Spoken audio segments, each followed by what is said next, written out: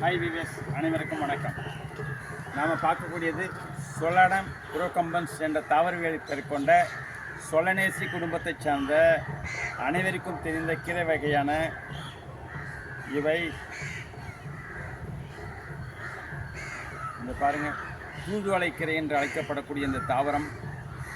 இந்த தாவரத்தில் முட்கள் அதிகமாக இருக்கும். இவை ஒரு கொடி வகை சார்ந்த கீரையாக உள்ளன. இந்த தூதுவளை கீரை கொடி வகையை சார்ந்தது.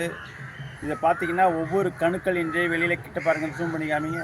ஒவ்வொரு கணுக்களின் இடைவெளியில் பாருங்கள் எவ்வளோ முட்கள் இருக்குது பாருங்கள். ஃபுல்லாக முழுவதுமாக முட்கள் உள்ளன. சரி, இதனுடைய பயன்கள் என்ன என்று பார்ப்போம். நமக்கு ஜலதோஷம் மற்றும் இரும்பல் ஆகிய இரண்டிற்கும் நாம் இவை கீரையாக சமைத்து உண்ணும்போது நமக்கு சாறு எடுத்து ஜூஸாகவும் குடிக்கலாம். நமக்கு ஜலதோஷம் மற்றும் இருமல் சரி செய்யப்படுகின்றன. மற்றும் இவற்றை இந்த இலை எடுத்து கொதிநீரில் போட்டு கொதிக்க வைத்து ஆவி பிடித்தால் நமக்கு இந்த இருமல் இவற்றின் மூலமாகவும் சரி செய்யப்படுகின்றன. மற்றும் நாம் இதை சூப்பாக எடுத்து செய்யலாம், கீரையாகவும் சமைக்கலாம். இந்த கீரையை நாம் சமையலாக செய்து உட்கொள்ளப்படுகின்றன. நமக்கு இதனால் என்னென்ன நன்மைகள் ஏற்படுது என்று பார்க்கலாம்.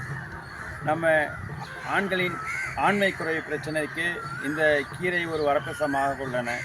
இவை எடுத்து நாம் சமைத்து சாப்பிடும்போது தினந்தோறும் உணவில் உட்கொண்டால் ஆண்மை குறைபாடு உள்ளவர்கள் இது சரி செய்யப்படுகின்றன. மற்றும் உடலில் உள்ள வயிற்றுப்புண்கள் சரி செய்யப்படுகின்றன. மற்றும் சர்க்கரை வியாதி உள்ளவர்கள் தினந்தோறும் அருந்தி வரும்போது சர்க்கரை நோய் கட்டுக்குள் வைக்கப்படுகின்றன. மற்றும் நாம் இவை அதிகமாக சாப்பிடும்போது கண் பார்வை தெளிவாக கிடைக்கின்றன இந்த கீரையின் மூலமாக. ஆகவே இதை நோய் சரி செய்யக்கூடிய ஒரு தாவரமாக உள்ளன. இவை உணவில் அருந்திடமும் நாம் தினந்தோறும் உட்கொண்டால் நம்ம உடலில் உள்ள இந்த தலைவலி மற்றும் ஜலதோஷம், இரும்பல், மூக்கடைப்பு போன்ற பிரச்சனைகள் நீங்கும். ஆண்மை குறைபாடு நீங்கும், வயிற்றுப்புண் நீங்கும். ஆக பல பிரச்சனை தீர்வு காணக்கூடிய இந்த தாவரத்தை நாம் தினமும் உணவில் உட்கொள்வோம். நம் வாழ்வில் வளம் பெறுவோம்.